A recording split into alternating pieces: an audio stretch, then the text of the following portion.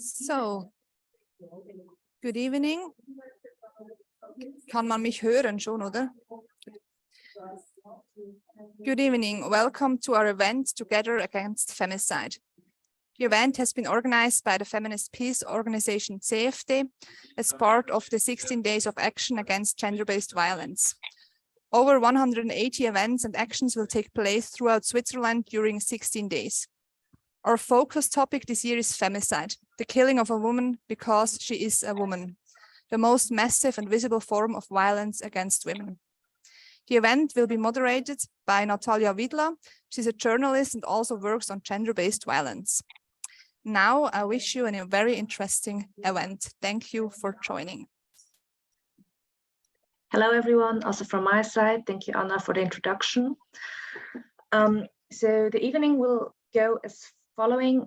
We will watch, first of all, I will introduce the guests and the women joining the discussion tonight.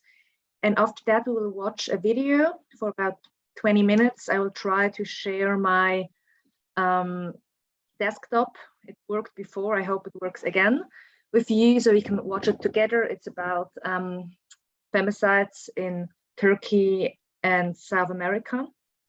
Then we will get into a discussion with our guests, and in the end, we'll leave some room for questions. So if any questions pop up during the video or during discussion, please just write them down so you don't forget them, and so we can have a little Q&A session at the end. Without further ado, let's welcome the three women talking with me tonight. That's for once Nadia Bricker. She's an author and one of the founders of the Stop Femicide Research Project, which is mapping and researching femicides in Switzerland on a website. Then there's Rafa Anabtawi. She is the general director of Kayan feminist organization, which works to advance Palestinian women's status and end gender-based discrimination and violence. And then Farah Rama. She is a clinical psychologist who works with women which were targeted by violence in a sensibilization center, and also does awareness raising work.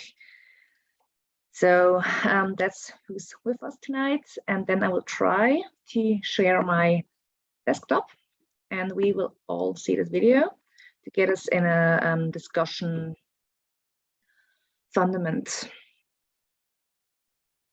Here we go. 1 second, please.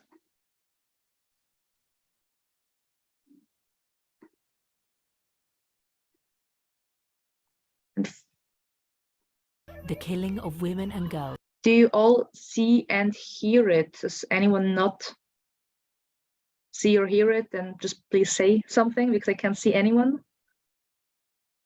Okay, so I'll get into the video then. Because of their gender is a global problem. Every 11 minutes, a woman was killed by her partner or family member in 2020. But the real numbers are much higher because many countries don't keep a record of the number of femicides. So some women are carrying out their own detective work to get justice for victims.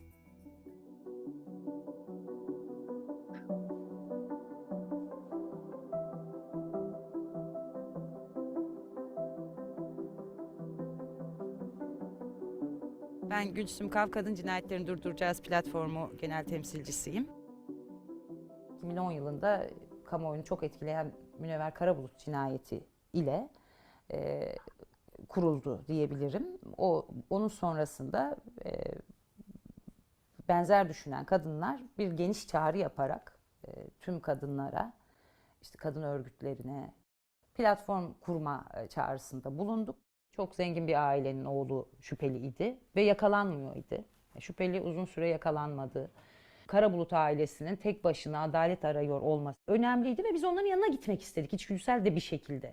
Yani asla yalnız değilsiniz diye bugün artık çok bilinen sözlerimiz biraz öyle oluştu. Yalnız değilsiniz, biz de sizinle beraberiz diye bir ailelerle birlikte hak arayışını İlk adımı böyle başlamış oldu. Bizim ülkemizde hala Türk Ceza Kanunu'nda ayrıca hani kendi adıyla ele alınmıyor. Hani cinayet, genel cinayet. Cinayet verisi vardır. O öldürülenin cinsiyeti vardır. Nasıl öldürüldüğü vardır diye düşünerek cinayet verilerini, kadın cinayeti verilerini istedik. Ve bu istatistiklerin olmadığını öğrendik. Bu tabii büyük bir skandaldı. Sonra kendimiz raporlamalar yapmaya başladık. Kadın cinayetleri gerçekleri diye her ay, her yıl raporlarla açıklamaya başladık. Soon, Gülsüm and her team found themselves taking on the role of investigators. İlk mektup da Siirt'te Esin Güneş diye bir öğretmen genç kadının Tillo kayalıklarının dibinde cansız bedeni bulunmuş ve kocası intihar ettiğini söyleyip davası da intihar diye kapanmış. Ailesi bize mektupla başvurarak kızımızın işte intihar ettiğine inanmıyoruz. Kocası şiddet uygulayan biriydi. Kocası tarafından öldürüldüğünü düşünüyoruz. O mektubu okuduğumuz ilk toplantıyı ben hiç unutmam. Çünkü işin bizim sorumluluğumuz çok başka bir boyuta geçti. En son adli tıbbında yetersiz kaldığı bir anda düşmeyi fizik kanunlarına göre inceleterek ODTÜ fizik bölümünden gelen raporla herhangi bir dış etki olmadan Esin'in düşme ihtimalinin %0 olduğu fiziken kanıtlanınca şüpheli tutuklandı ve işte ilk defa sadece olması gereken mütalayı artık cinayet olarak verdi. Bizim yani yıllar içinde şüpheli ölüm davası 30 civarında var. Bir kısmı iyi sonuçlanmış, gerçek ortaya çıkarılmış durumda. Bir kısmında ilerlememiş durumda. Şu an aktüel olarak en az 10 tane şüpheli ölüm davamız olduğunu biliyorum ben. We Will Stop Femicide is run by a group of volunteers. The most recent of the team's cases to conclude was Yağmur Onut, a university student who was shot in the neck in 2016. W Carrefourze tysiące zabawek do wyboru. Na przykład kompaktowy domek Barbie za jedyne 99,99. Smaczne. Pyszne z ryżem, wyśmienite z kluskami, doskonałe z makaronem. Bez dodatków do żywności. Unutmadığınızı görünce yani Yağmur'u unutmadığınızı görünce o da mutlu ediyor beni. Yani sen de hiç pes etmedin, biz de hiç pes etmedik. Bizim platform tarihimizde de rekor süreyi bulan bir direnme mücadelemiz oldu. 6 yıl en uzun süren dava ve sonuçta hakikaten hep birlikte umut olduğumuz Evet. Yağmur's boyfriend claimed her death was an accident, but her mother, Sevki, believed her daughter had been murdered. She contacted We Will Stop Femicide for help. Yani mahkeme bir şakadan bahsediyordu. Yani şakalaşma sonucunda bu ölüm gerçekleşmişti. Yağmur bir genç kız olarak bir silahla şakalaşacak bir genç kız olmaması, Yağmur'un geçmişini incelediğiniz zaman bütün bunlara bakmanız gerekiyor. Ama bunu kanıtlamak için 6 yıl mücadele etmek gerekti. It wasn't until January this year that her then boyfriend Egemen Vardaş was finally convicted of killing with eventual intent and sentenced to 16 years in prison. The Supreme Court is now going to consider appeals. The prosecution argues that he should have been convicted of a more serious offense. The defendant maintains it was an accident. Tabii bu dosyalarla iç içeyken ailelerle de iç içe olmanız gerekiyor. Ailelere hem dosyadaki aşamaları anlatmak gerekiyor. Hem onların acılarını anlamak gerekiyor. Onlar bir travma yaşıyorlar ve siz o insanlarla bir süre yol yürümeniz gerektiğini biliyorsunuz.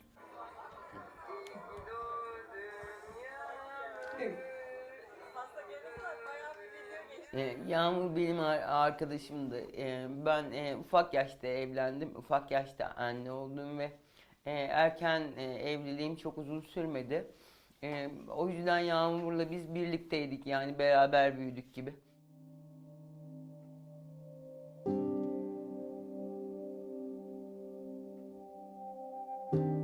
Tabii sadece kurşunla onu almıyorlar, sizi de öldürüyorlar ama sizin ölmek gibi, yani bir yatağa yatıp günlerce orada kalmak gibi, ağlamak gibi, üzülmek gibi, hayattan kopmak gibi bir şansınız yok.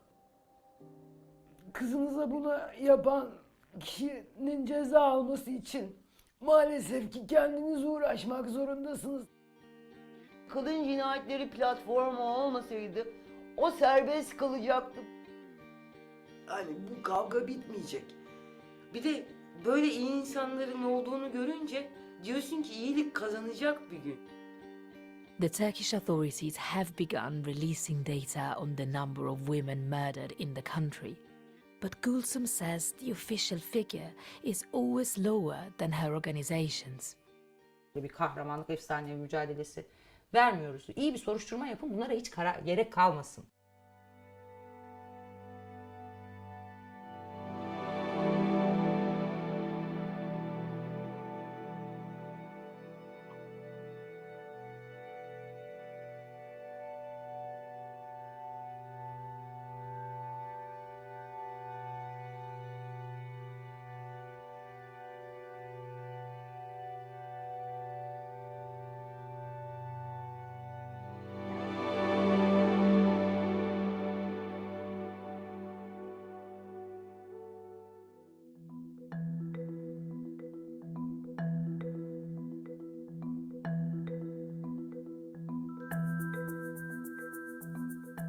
In the last decade, the Americas have seen a 9% increase in gender-related killings of women and girls by an intimate partner or family member.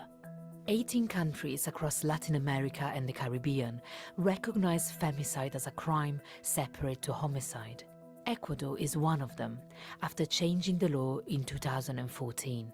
But just as in Turkey, women's rights groups say government figures are far lower than the reality. Soy Geraldina Guerra, tengo 46 años, soy activista y defensora de derechos humanos de las mujeres desde los 15 años.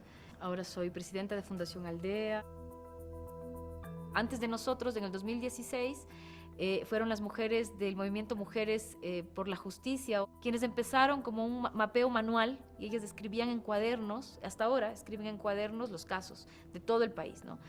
Y entonces con ellas también nos juntamos en el 2017 y dijimos, bueno, juntémonos y hagámoslo mejor, de mejor manera, más organizada, más sistemática, de forma que podamos pelear con las cifras del Estado. Porque el Estado lo que dice es que no había femicidios, porque no había sentencias como femicidios. Nosotras como Fundación Aldea estamos enlazadas en chats con 150 mujeres en todas las provincias, con organizaciones de todas las provincias. Y eso nos permite que las compañeras nos reporten inmediatamente cuando ocurre un femicidio. The group then begins to investigate, tracing the woman's last movements and establishing whether she had previously been a victim of domestic violence, so as to include her in their femicide statistics.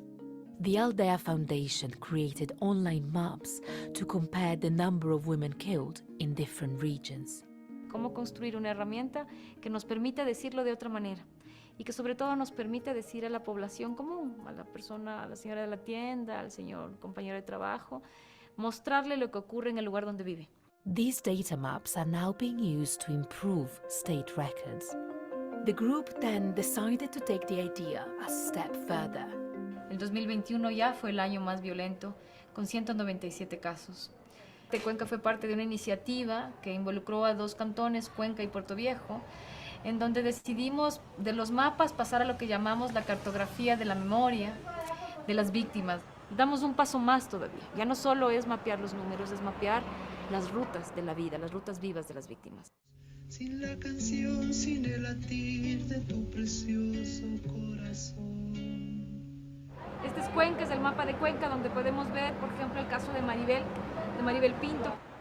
Maribel Pinto was killed in November 2020. She was an Afro activist and a sex worker. One of her clients was a 25-year-old mechanic called Byron Guarango. He stabbed her 113 times. Maribel died after the 10th stab wound. Pero el mapa nos permite ver no solamente la muerte, sino la vida. Nos permite escuchar audios de sus hijos, de sus hijas, de cómo era Maribel en vida. Nos permite mirar lo que sienten ahora que su mamá no está con ellos. Ella tenía 5 hijos. Me llamo Miriam Mercado.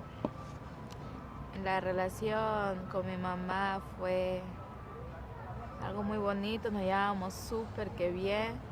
En todo, andábamos las dos juntas. O sea, Yo era su muñequita atrás de ella. O sea, una noche que date cuenta que ella se fue y no regresó más. Peor yo, que estaba sola, que tenía que avisarle a mi papá, a mis hermanos y no sabía cómo. O sea, me hacía muy duro. Miriam helped create the life map for her mother. Hola, ¿cómo estás? Bien, aquí vivía Maribel. Szukasz mebli lub dekoracji do domu? A może potrzebujesz nowej sofy? Wszystko to i jeszcze więcej znajdziesz na deviani.pl. Zamawiaj. El mercado 9 de octubre es importante porque siempre pasábamos ahí, encontramos cualquier amigo y nos poníamos a conversar, o cualquier persona, conversamos, íbamos a comprar para la merienda o para el almuerzo. El mapa para mí significa que, o sea, donde fuimos nosotros va a quedar ella. Sé que voy a recordarme de ella y voy a cada momento que pase por ahí, voy a decir, ahí estuve con mi mami, hablamos, nos reímos. Maribel's case was initially treated as murder and not specifically femicide. But this was overturned and her death was labeled a femicide in November last year. ¿Por qué era un femicidio? ¿Y por qué es evidente? Fueron 113 puñaladas. Eso significa misoginia. Eso significa una relación de poder. Significa que ella estuvo sometida. Eso es femicidio, es la definición del femicidio. Her killer was given a 34-year sentence. And ruling it as a femicide means Maribel's children are eligible for financial support from the government. Se convirtió en un caso mediático, en un caso emblemático en Ecuador. ¿Y todo el resto de casos?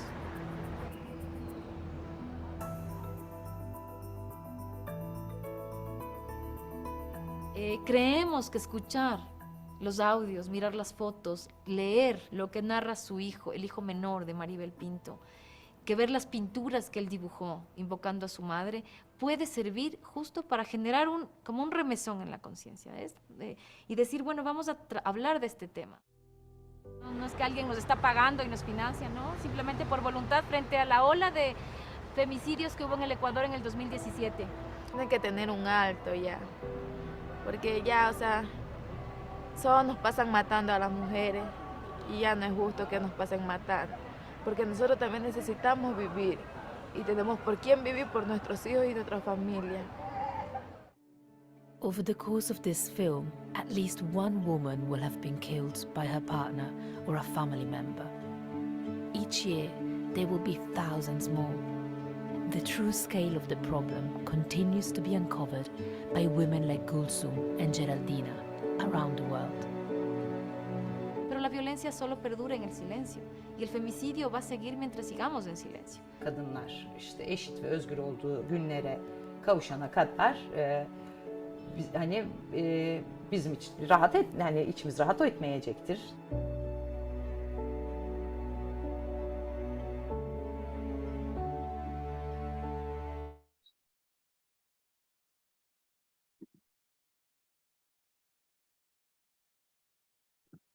So I'm sorry for the breaks with the commercials. I should have updated my YouTube, but I didn't. Yeah, maybe I will start with you, Farah. Seeing this video, we saw women working as detectives, doing the work the state would normally have to do. How does that make you feel? I mean, do you see parallels to your work in Algeria?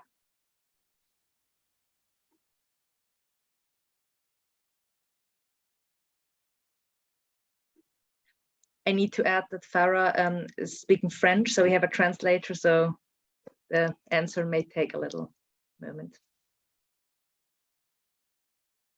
So maybe while we wait for the translator, I'll just pass the word to you, Rafa. Same question. Seeing what these women do in Ecuador and Istanbul, do you see parallels to your work for Palestinian women? Good evening to everyone. When I watched the video, like every minute, it was for me a bit like kind of surprising that it's very, very much similar to what we have in Palestine and what we face and have as a Arab Palestinian women that live in the Palestinian, in part of the Arab minority in Israel. For sure, like there is kind of other components that make the situation maybe different or face several challenges but there is kind of common issues that we as a woman face over all the world, never mind where, just because we are women. So being woman everywhere, like that means that we face this patriarchy everywhere. We face this power relation that affect our life, that kill us, that prevent us to live as we want, to choose what we want. So there is a lot of common things in the societal level and also in the political level, in the institutional level. For sure, there is gaps in terms of laws and the existing of the laws or implementing the laws, especially when we talk about minorities and countries that don't respect human rights or don't adapt human rights agreements. But even our situation as a Palestinian woman that we live in Israel, we are part of the indigenous minority, Israel considered as a democratic state, but in fact, in reality, when it comes to the Arab society, to Palestinian women in particular, it's where the gap is huge between what's written in the laws and what really the policy of implementing the laws when it comes to Arabs in Israel. And that includes like the femicide and fighting gender-based violence, all forms of sexual and gender-based violence, and specifically femicide, because here we are talking about very, very dangerous situation, and we can talk later on about how the police, how the system, how the courts treat this issue or address this issue. And we see that the reality show like kind of that we are not visible, let's say, in general as a woman, but in particular in Israel as a Palestinian. So, and we see that when we also compare between Arab women and Jewish women. So like this is in general about your question. Thank you. Farah, I will pass the question back to you. Do you see similar parallels to ones Rafa mentioned in your work in Algeria? C'est mon tour, Stéphanie. Oui, pardon. Oui, c'est à toi. La situation de l'Algérie, à tout ce qui est féminicide, elle est similaire à la Turquie. Tout d'abord, il n'existe pas de mot qui désigne les féminicides. J'ai beau chercher dans la loi, j'ai beau chercher dans tout, je n'ai trouvé aucun texte, il n'y a rien qui fait... il n'y a aucun mot qui désigne ça. Et puis, par rapport à tout ce qui est recueil d'informations sur le nombre de féminicides en Algérie, déjà, nos statistiques ne sont pas exactes. On a très rares statistiques dans toutes les sphères de la vie. Et spécifiquement par rapport aux féminicides et aux violences, au nombre global des violences aux femmes, néanmoins dernièrement, deux militantes algériennes elles font un travail pour recueillir le nombre exact des morts, des femmes mortes féminicides. Et encore, ce sont une petite minorité car la société, tout ce qui est entourage, entrave ou ne laisse pas les parents ou ne permet pas aux proches des victimes de poser plainte ou de dire que c'est, ou de dénoncer les actes violents. Notre situation est qu'en Turquie, puis voilà, encore crimes et qui sont très, très difficiles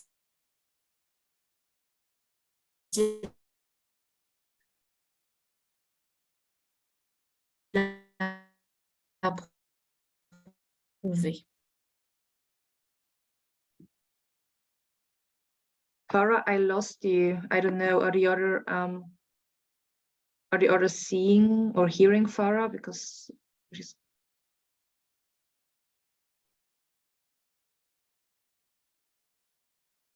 Maybe Stephanie, can you give me a sign? Are you hearing her? Or is it just my computer? Yes, no, I think we just lost her maybe in the last 10 seconds. I told her now. Est-ce que peut-être tu peux juste répéter ce que tu as dit à la fin? Oui. Voilà, on t'a perdu. Oui.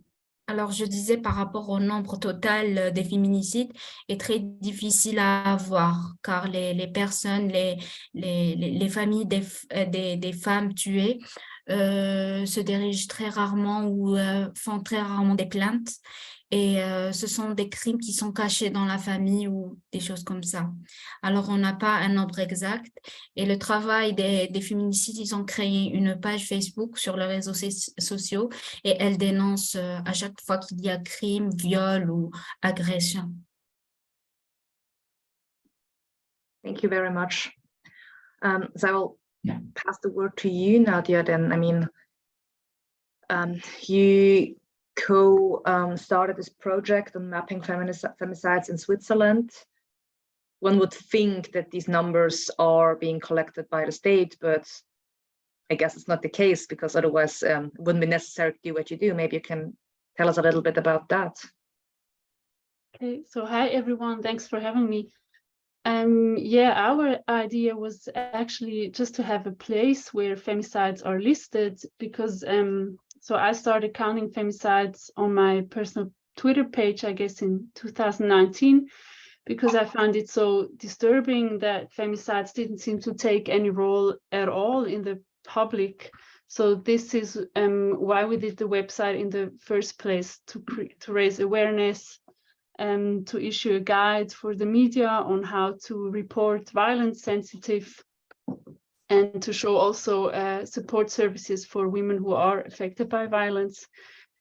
So we have these figures from the media. This means that it can be assumed that we cannot record all cases. So at the moment, I don't think that our project is a corrective to the state or something like that. We're just trying to have a higher visibility in the broader society for this political problem that are femicides. But of course, this would have to be where the state comes in, because the data collection that our government in Switzerland is making until now is simply not precise enough, not intersectional enough, and not consistent with the perspective of gender. So, for example, killings that do not happen in the domestic context, but are also rooted in misogyny, are simply not counted. And the whole database is very binary. So there's also the problem of how to count, for example, trans feminicides. And yeah, maybe that's it for now. Thank you. Rafa, you mentioned before when you were talking also the legal situation with the courts and the police. Maybe you can tell us a little bit about that, or, you know, starting from the point of how's the legal situation per se? Are there any laws, you know, against feminicide or femicide per se, or is it something which is rather filed on the murder, if at all? First, maybe I just explain a bit more about the special situation for the Palestinian in Israel. Because when we talk about Palestinian women in Israel, we talk about multiple kinds of discrimination. So we talk as being part of minority that is discriminated by the state, and being part of the patriarchal society that is still discriminate women in all levels of life. And we see like from Kayan work on the grassroots, and we see from Kayan work on workshops on the field, our hotline that we represent hundreds of women every year that reach us to for like in different issues, but most of them, the majority of them include components of violence, sexual gender-based violence. And we noticed that, from other hand, we all know that there is always increase on violence and increase on femicide also, and increase in general in violence in the Arab society and organized crimes. And we talk and we discuss this issue in the public. I mean the Arab society, but we don't have any clear and data that we can consider and we can trust. And we see like that there is differences between what we see as a feminist organization and as a human rights organization and what the police, for example, say, like regarding the numbers, regarding, for example, I just give 2 examples, like 60% of the women that were murdered in 2020, at least like even more than 60%, had previously filed complaints with the Israeli police about violence that they had been experiencing, and the police didn't do anything. And when we reach the police, they always ignore or like just say, no, it's not true, our statistic is different and it's not the case. In addition to that, like many murder cases never hold the perpetrator accountable, and most of them still free, and they could like kill another woman in the future. And for us, it was very like situation that we as a feminist organization decided to do something with this, because like the police will not cooperate. We have tried a lot, and the Ministry of Justice the same, because it's like there is no real political will from the Israeli government or other offices in the government to change the situation, even though they declare something else.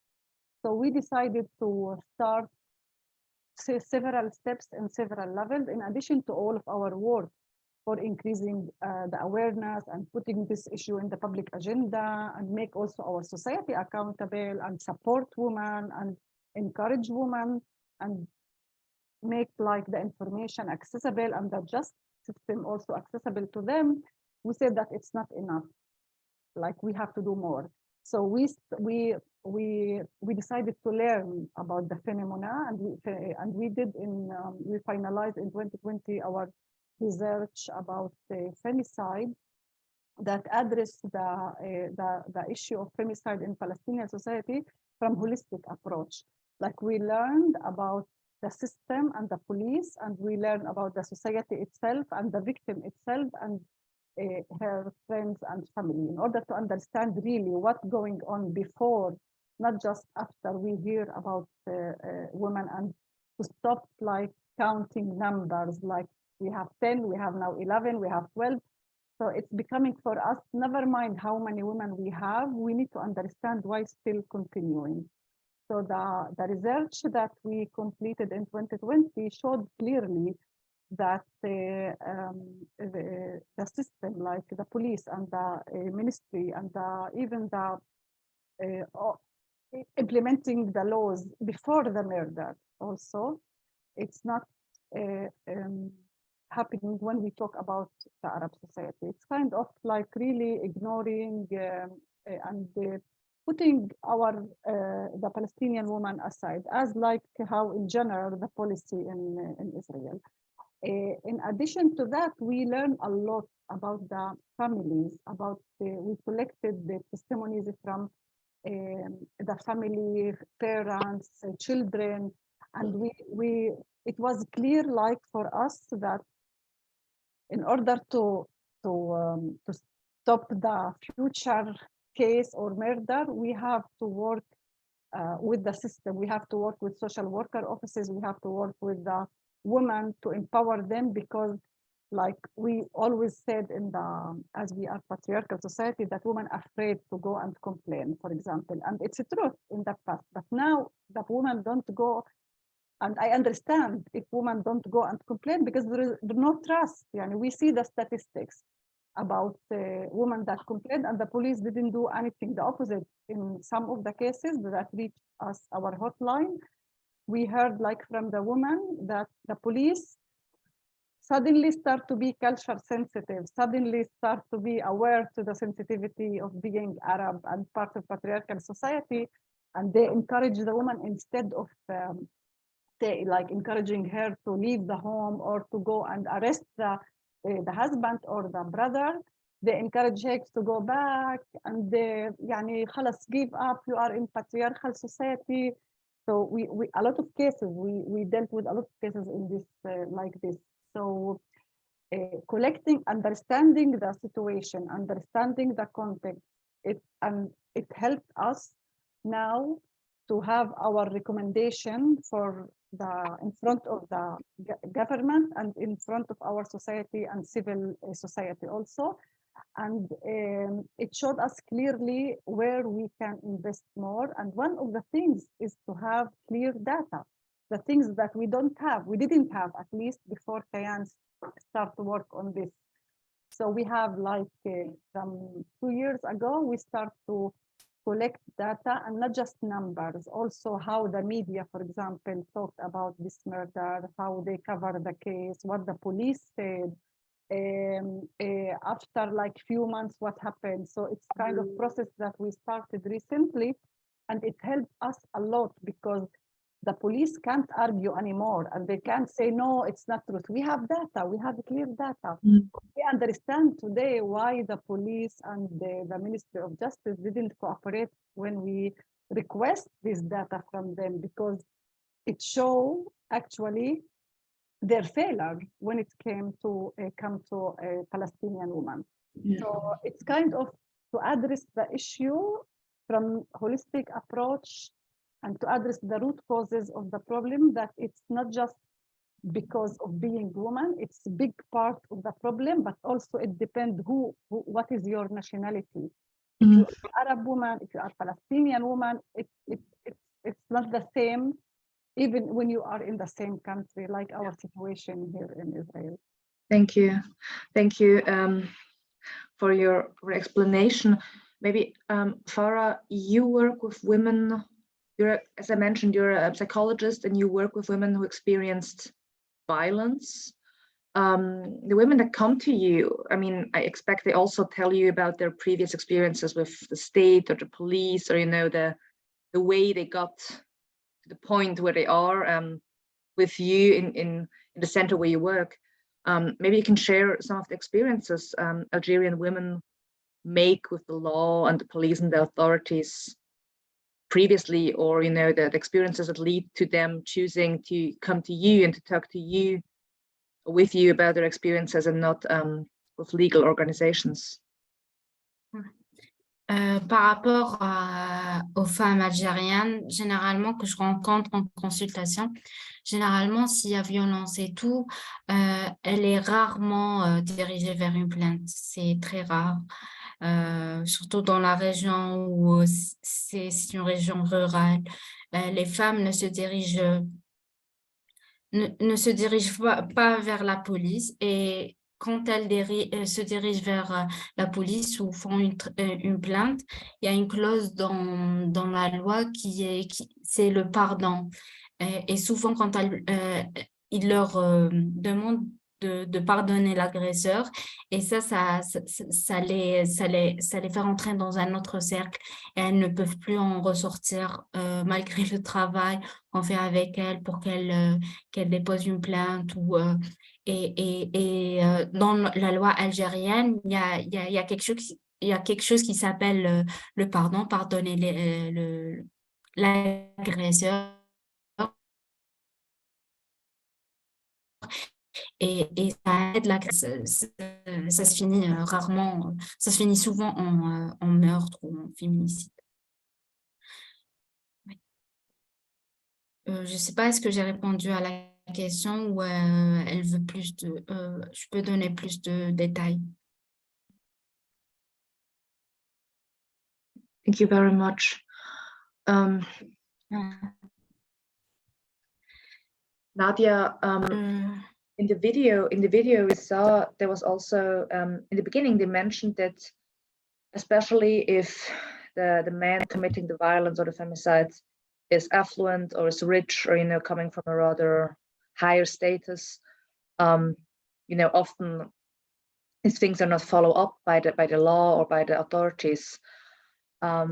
In your research or in your mapping, did you find, or even in the articles you're analyzing, do you find any links between like social status and femicide or punishment for femicide from the law? Oh, that is a very difficult question. So maybe I have to say that our research really isn't that thoroughly. So we aren't looking at the background of the perpetrators until now. But maybe what I can say as an example for the media coverage in general is that it is very telling how it is portrayed, whether a femicide perpetrator has a Swiss background or he hasn't. Or for example, I know that one femicide being committed this year, I think the perpetrator was a police officer and there wasn't any follow-up research on that. So it is very telling about the media coverage, which person as a perpetrator is analyzed in which matter, that's for sure. Oh, now you're still muted. Very much. Maybe one other thing you can explain to us then is, in the beginning I misspoke a couple of times and I said feminicide and not femicide. And maybe, later, Farah and Rafa, you can explain how this term is used in your countries. But as for Switzerland, we have these two terms. Maybe you can explain the difference, or, do they mean the same, or is there a difference in meaning? Okay, so can you please repeat the first sentence? It was a bit cutting. I didn't hear about which terms you are talking. Femicide and? Feminicide. Okay, so you're asking me? Sorry. Oh, yeah, okay. So as far as I know, the term comes from Diana Russell, who first used it in the 1970s, so femicide, to describe misogynist killings. And then there is a distinction between femicide and feminicide, with feminicide emphasizing the complicity on the part of the state. But there are also theorists, for example, Rita Segato, and I follow her, who don't even do this distinction because they say no femicide, or every femicide, in every femicide the state is complicit, so we don't have to do this distinction. But I think it's very different in many different contexts, I think. But a distinction that Segato makes is the one between femicide and femigenocide. So she says it is useful to make this difference because femicide is meaning or is concerning the misogynist killing in the sense of an intimate partner violence, where the perpetrator mostly knows the victim, doesn't have to be, but really maybe 70% of the cases. And femigenocide as a broader understanding of women who are killed in the context of warlike or armed conflicts.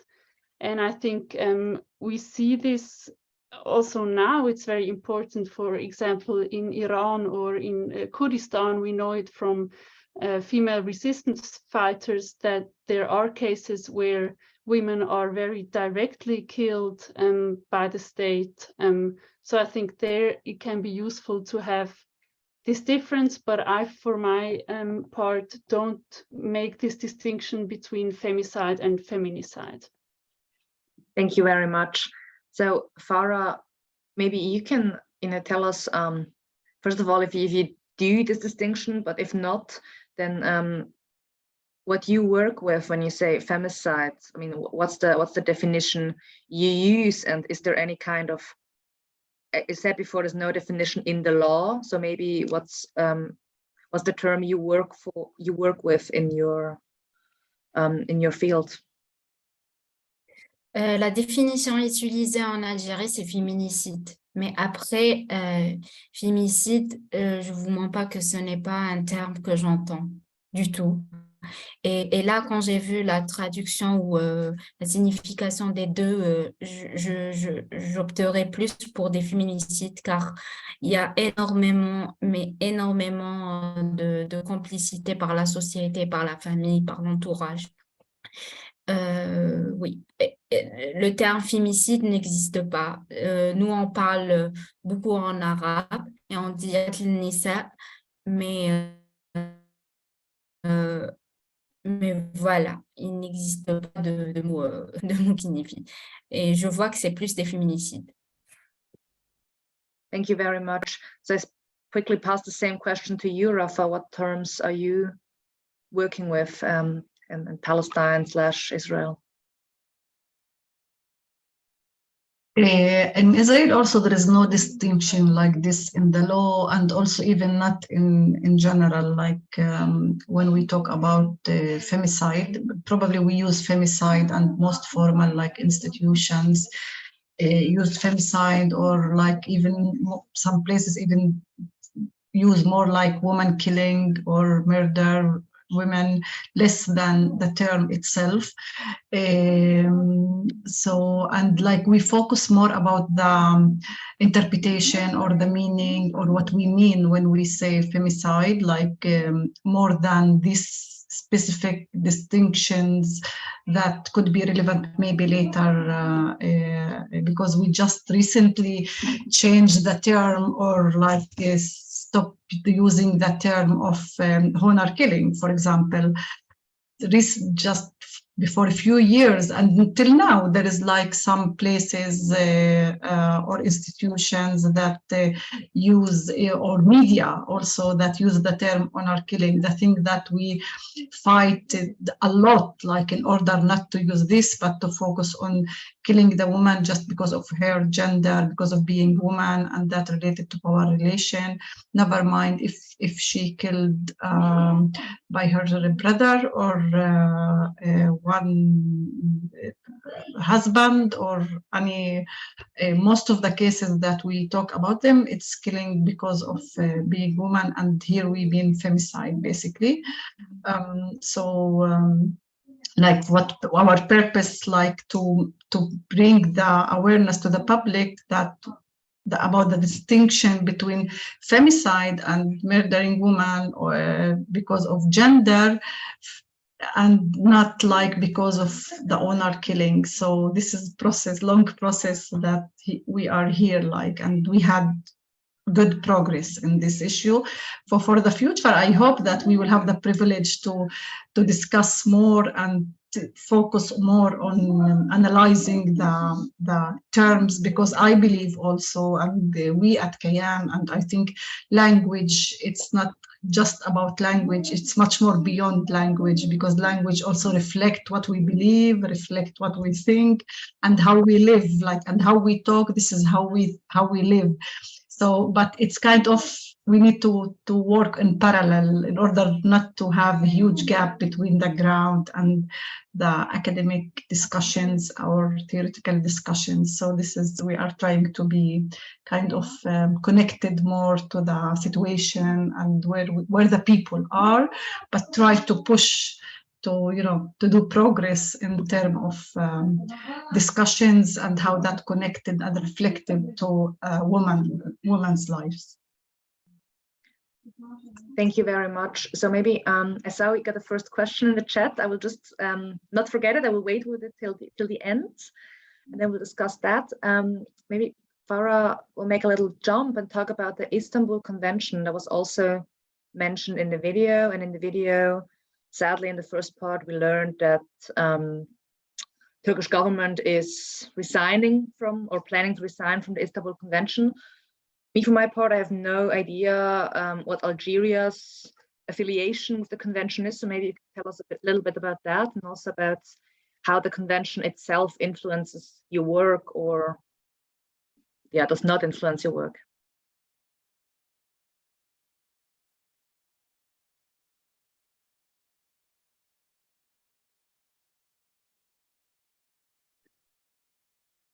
Par rapport à la convention, je ne vous mens pas que je n'ai pas plus d'informations.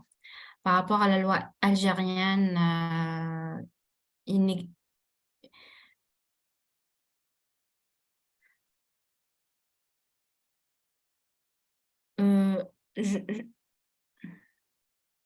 excusez-moi.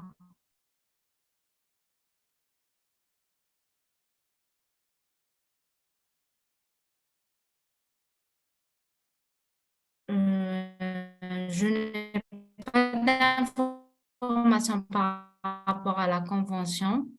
Je ne crois pas qu'ils travaillent avec.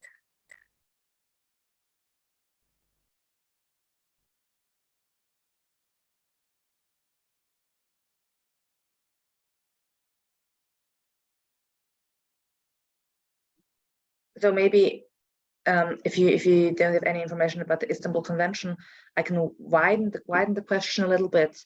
Have there been in the last years, like for Switzerland, for example, the introduction of the Istanbul Convention has been an event that led to a lot of more or little more discussions about femicide and gender-based violence.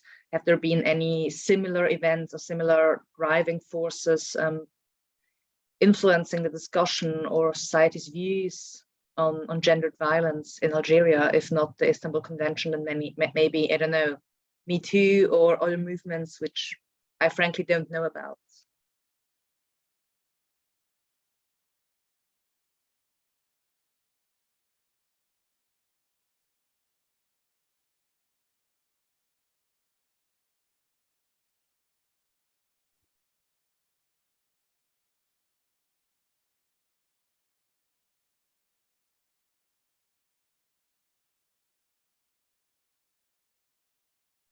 Oui, Farah, tu peux répondre.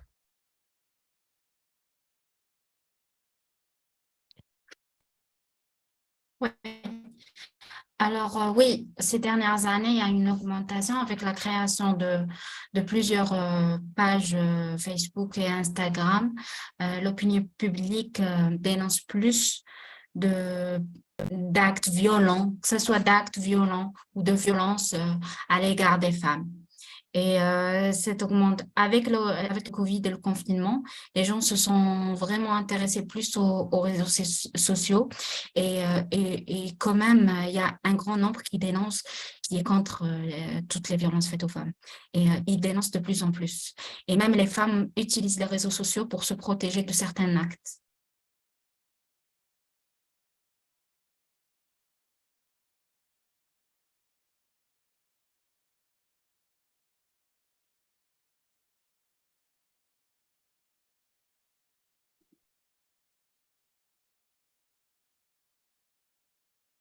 Can you maybe explain the last part? You said that women use social media to protect themselves of certain acts of violence. It sounds very interesting. Par exemple, quand elles se font harceler ou agresser dans la rue, elles utilisent les réseaux sociaux pour faire peur ou se protéger par rapport à cette personne, car les hommes ont peur qu'ils soient vus en train de faire ces actes. Et ça aide à réduire certains comportements.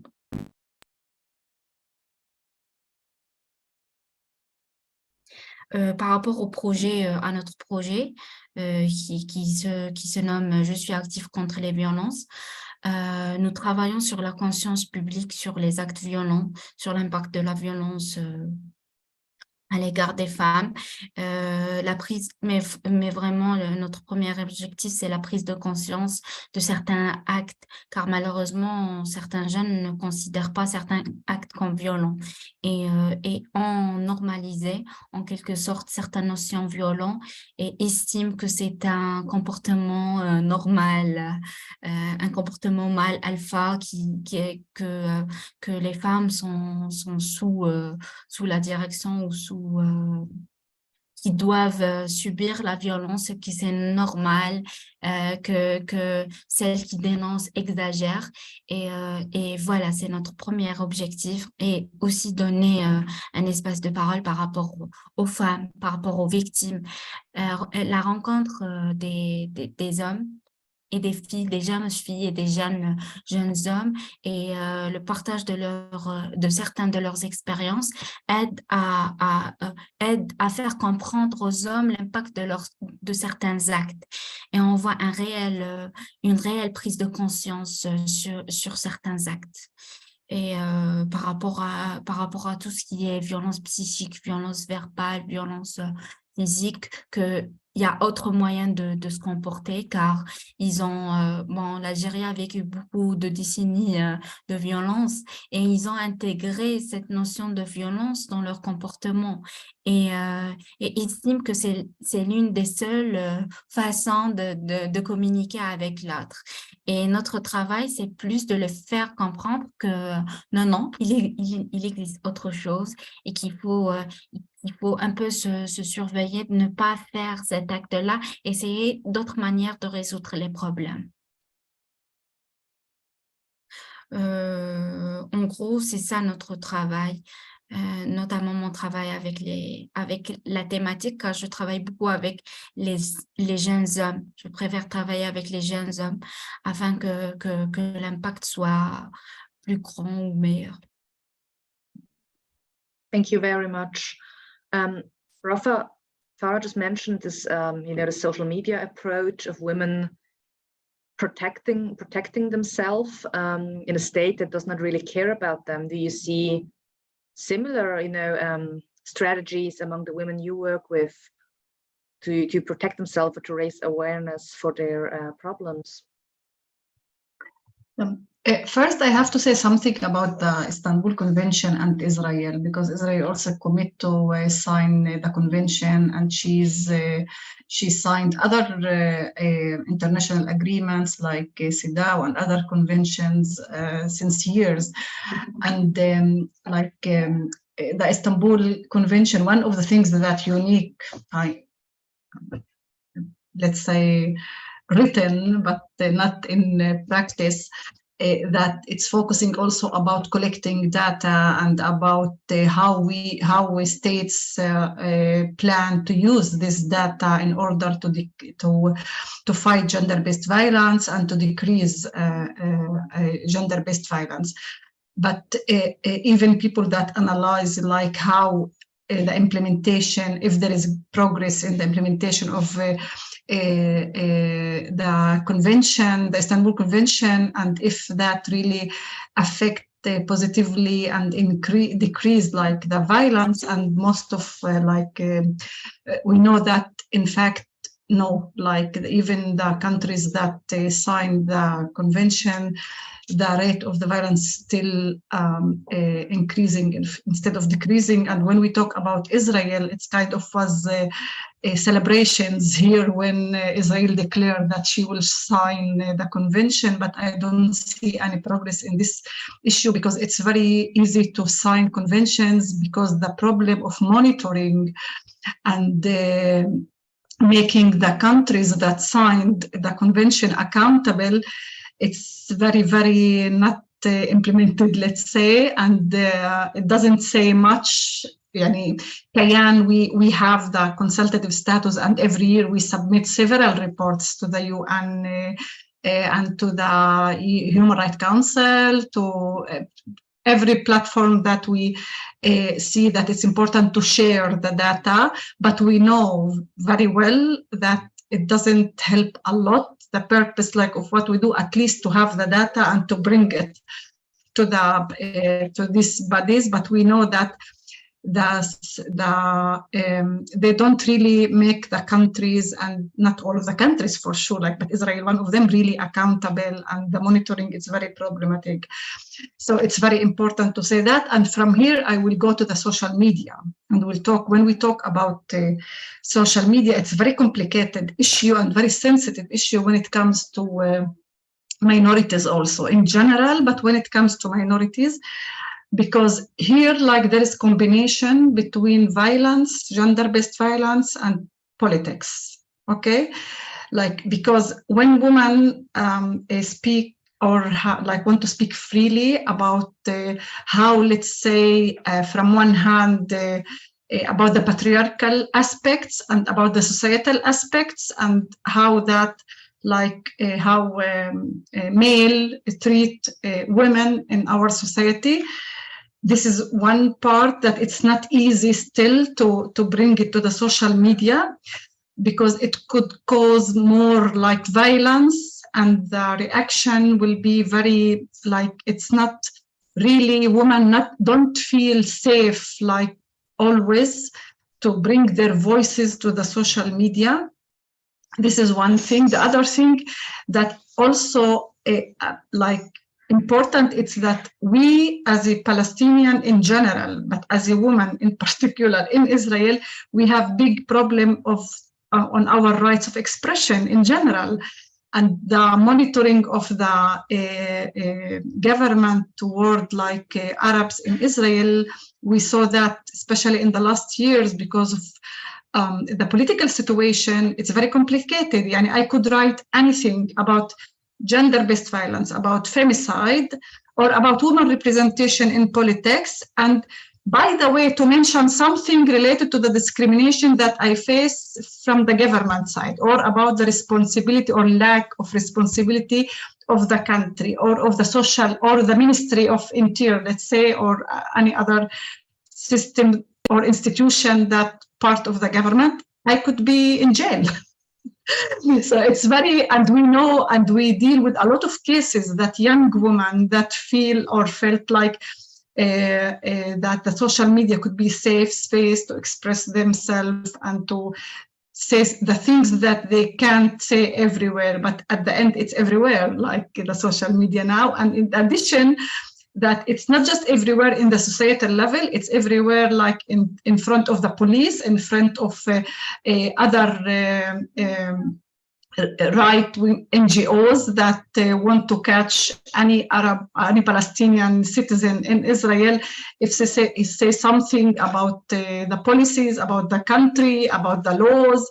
So it's very complicated, and this is why we at Kayan work a lot on raising awareness, young women and female and youth, about the importance of knowing the laws, knowing like what we can and how we can say things. And in addition, we also try to protect them. Like we in our headline, we receive every day complaints and people that want to consult us about things that they wrote, or about complaints against us because things that they wrote on Facebook.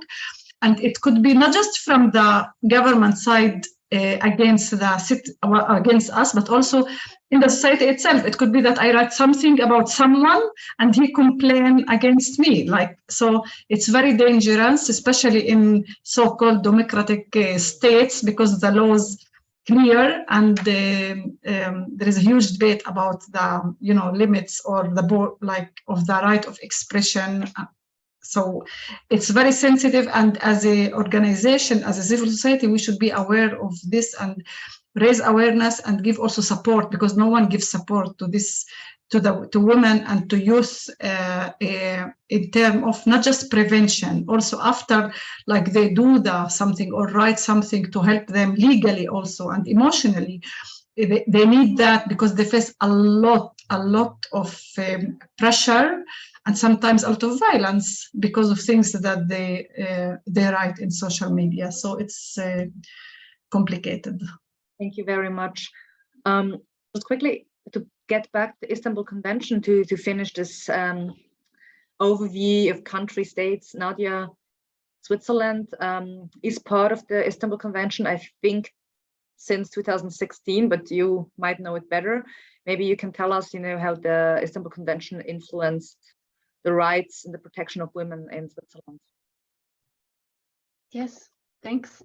So first of all, I want to say that I found it very important what Rafat just said, that it's very easy for a state to sign the Istanbul Convention, but then you have to implement it. And this is the situation now in Switzerland. So Switzerland ratified the Istanbul Convention in 2018, actually, and it is a very important tool, I think, for NGOs and collectives to try and hold the state accountable.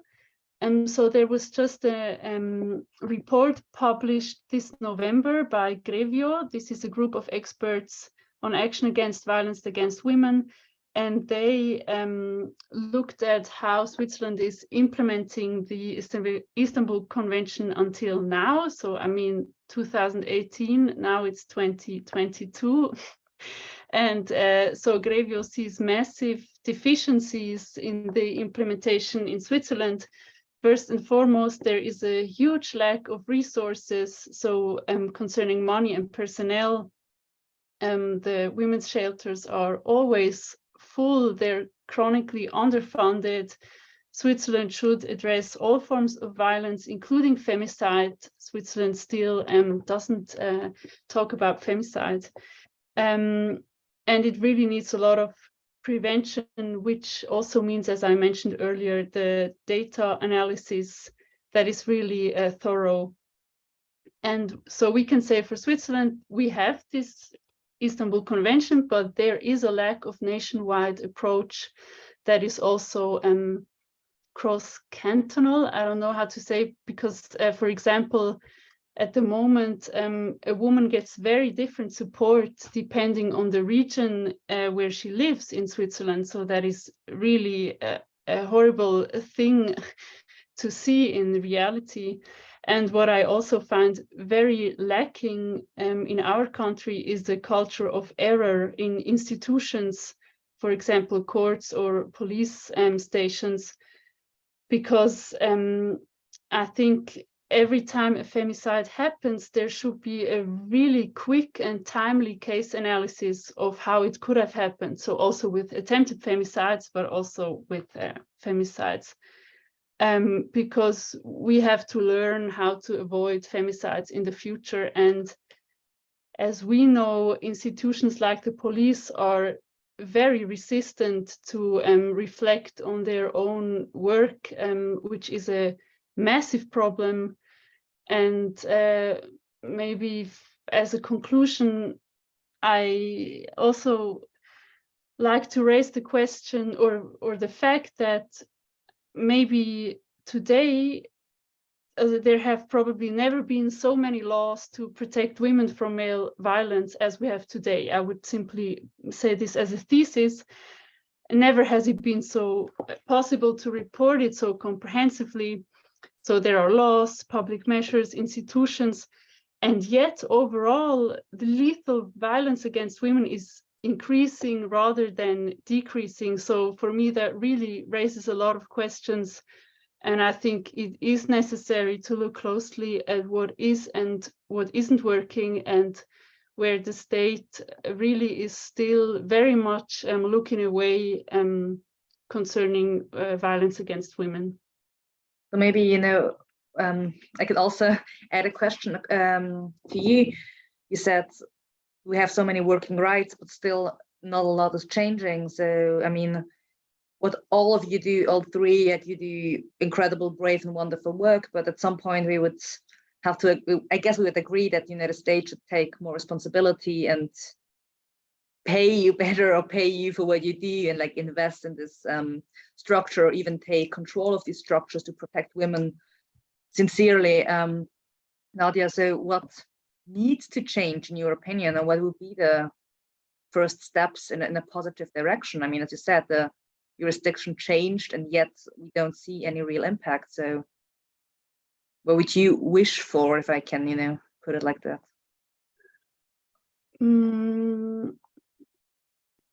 So I would wish for so many things that I won't be able to list now, but maybe off the top of my head, I think sometimes the questions that are discussed aren't very helpful.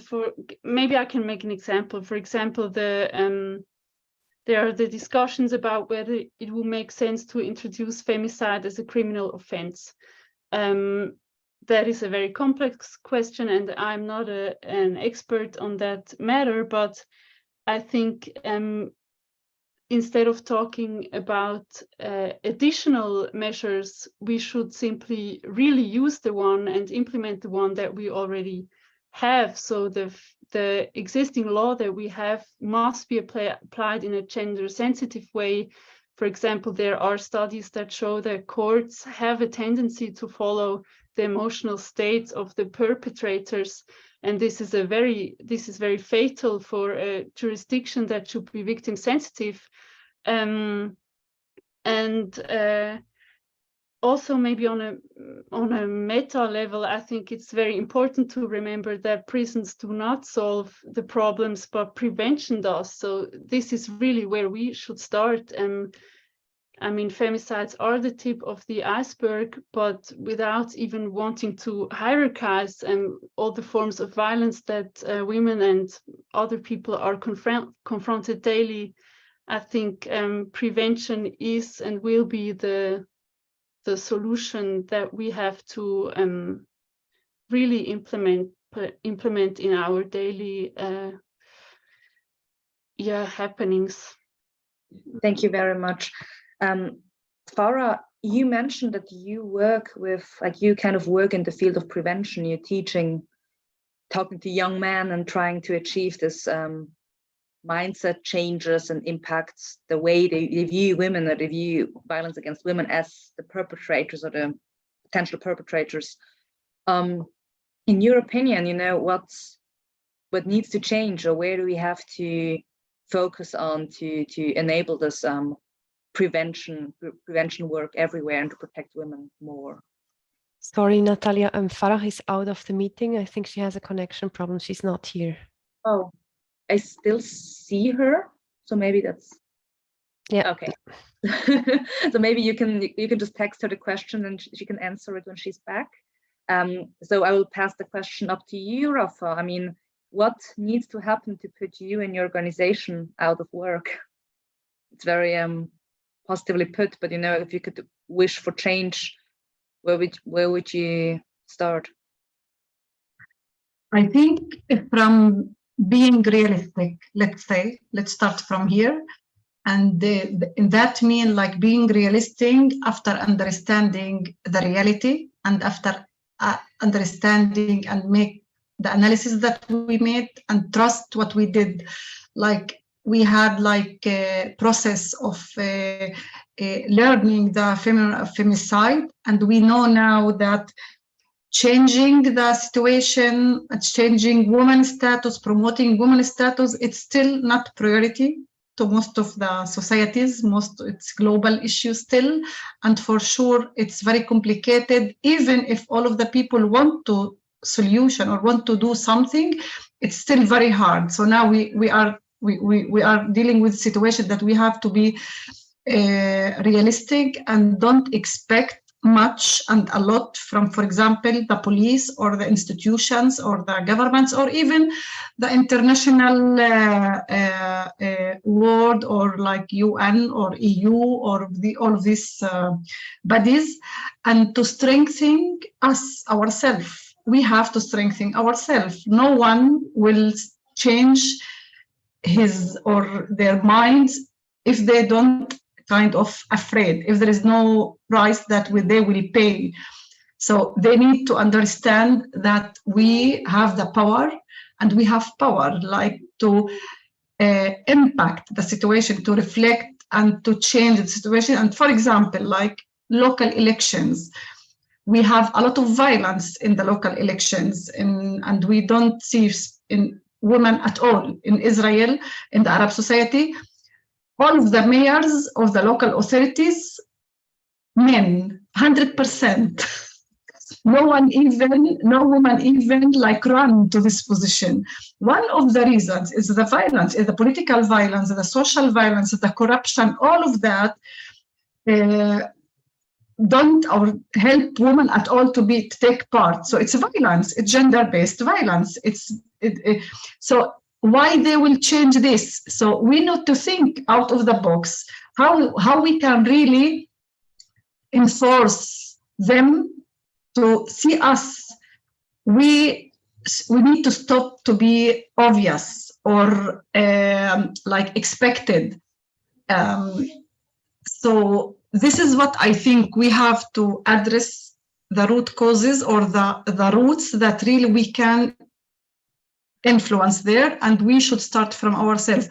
And I don't say by that we don't work or we didn't work in the past with ourselves. We are doing great work, we are doing a lot, but now we are in a position that we can do much more, and don't expect a lot from others to come to us. We have to go, and we have now much more power than in the past, much more knowledge, and we can move on a bit faster, and to to know that we can't do change without paying cost. So instead of paying cost our lives, let's think about other things out of the box that we can in global level. And this is, I think, the other thing that we should work on more, not just solidarity in terms of statements, but in terms of we need kind of vision together, like how we can work together in Palestinian women in Israel, women in Algeria, women in Morocco.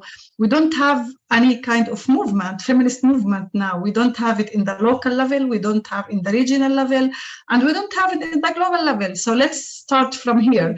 And I think then people start, or the society start to see us and think twice maybe about things that they are doing or not doing. Thank you very much. Nadia, you raised your virtual hand, or you agree? Do you want to add something? No, yeah, I raised my hand because I wanted to thank you. I wanted to add something. Again, I find it very important what Rafa says. I also think there must be a global movement, or more of a global movement than we have now. But I just wanted to add that I think it's, on one hand, as Rafa said, it's very important to continue these fights on the state front.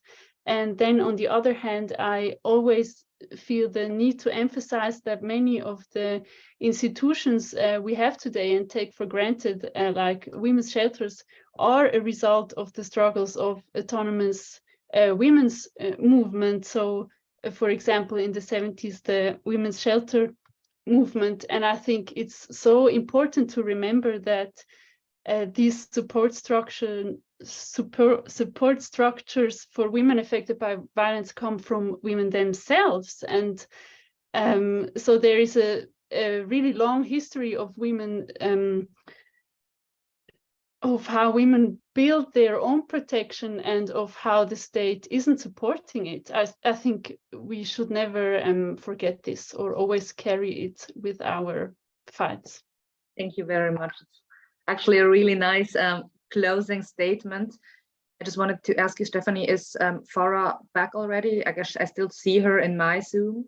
Yes, she's here. Could you please repeat the question to her? My question Sorry.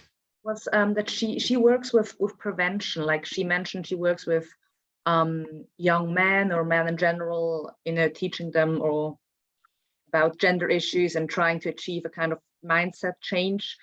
And yeah, I wanted to ask her, if she could, in her opinion, what would be the next steps to achieve real change, or what needs to happen in society as a whole to protect women better?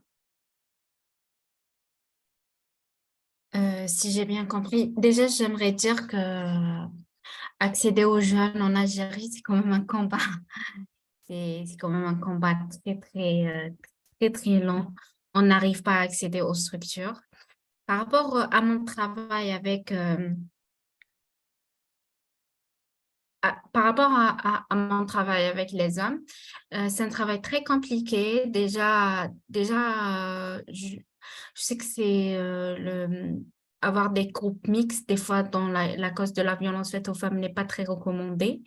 J'aime faire ça car il y a un partage d'expérience, une empathie se crée entre les participants.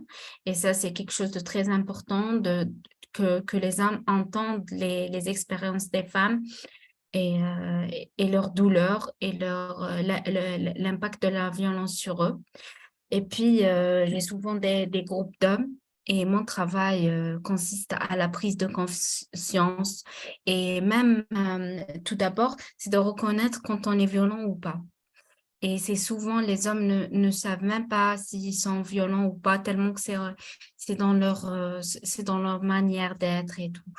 Alors, parmi les premiers objectifs qu'on travaille avec eux, c'est de reconnaître l'acte violent, c'est de faire comprendre que certains actes sont violents et puis d'essayer de trouver d'autres manières de résoudre certaines choses et d'éviter les situations violentes. Peut-être que je ne suis pas très optimiste, mais parmi les premiers objectifs ou les premières choses que je leur dis, on va éviter la violence physique et prendre conscience de certaines pratiques violentes vers non verbales.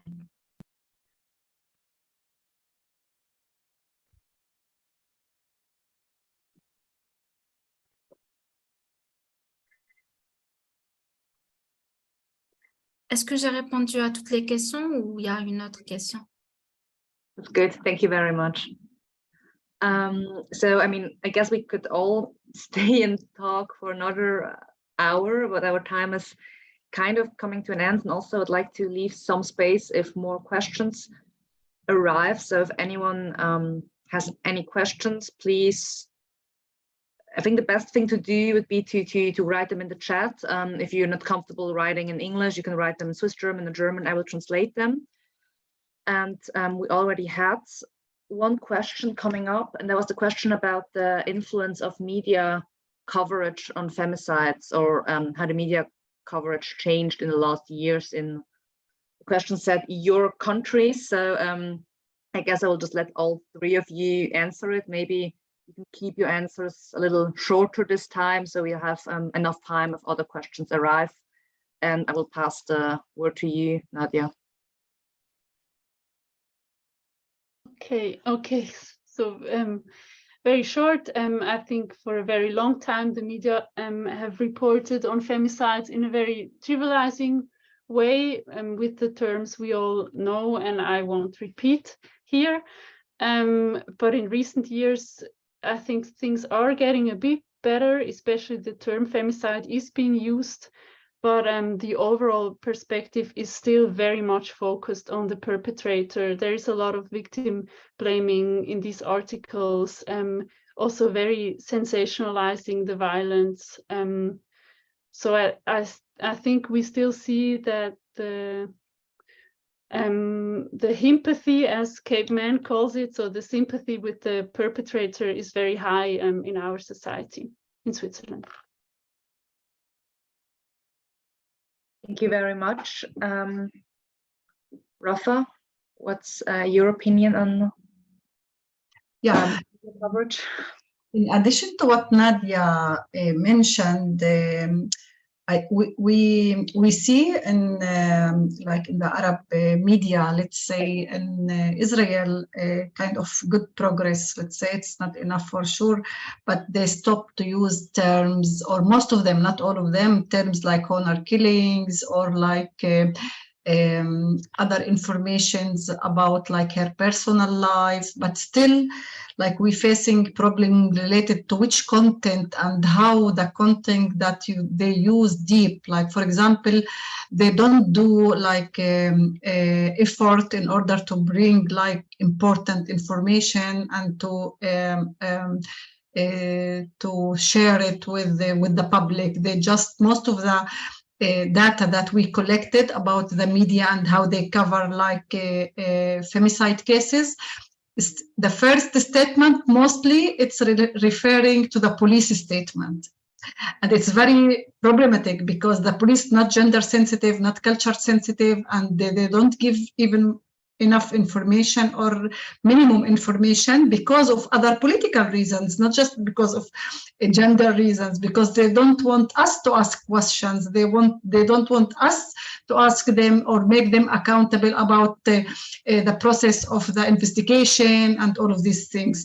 So in the Jewish, for example, media, the situation is disaster when it comes to Arab and Palestinian in Israel, because they still focus just on patriarchy, that it's right, and just on power relation, but they even don't mention the as we expect, like the responsibility of the police, the institution, the social worker offices, and what happened before the murder of the woman. So it's still like there is good progress. At least we know now that every case or most of the cases covered by the media. In the past, it wasn't the situation. At least we know that because of covering and talking more and bringing this issue more to the media, it's visible more. People start to talk more about it, and it's in the top, not top, but like let's say acceptable topic that we talk about it, and less people can easily say she should be killed because she did this and this, like so. So it's good progress, but still there is a lot of work that should be done in front of the media, because it's not just about what not to do, but also about what to bring and what we need you to bring. So, yeah. Thank you very much.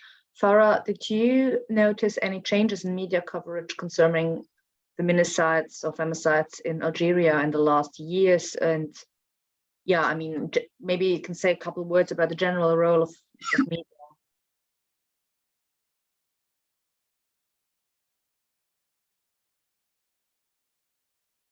I hope we don't. Oui, quand même, oui, vous m'écoutez. Quand même, il y a un changement lié à certains propos très genrés, très misogynes par rapport à la femme. Mais hélas, il existe plusieurs dans les réseaux sociaux, dans les médias, que ce soit, il existe plein de propos très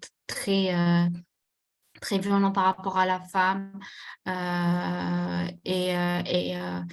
Vraiment, sincèrement, c'est vrai que ça s'est amélioré. Néanmoins, il reste beaucoup à faire par rapport aux médias. On voit souvent qu'il y a il y a beaucoup de violence à l'égard des femmes dans les médias, que ce soit de harcèlement, que ce soit même dans leurs publications, dans leur façon de voir la femme, qui est très violent. Et qu'il y a souvent des propos très genrés, très violents par rapport à certaines causes de la femme.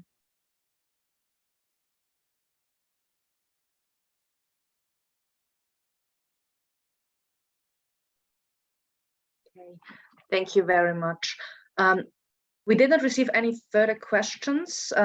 Also, our meeting is coming to an end. Maybe just another chance if anyone has any questions, talk now or write your questions down now, and if we see someone typing, we can wait up.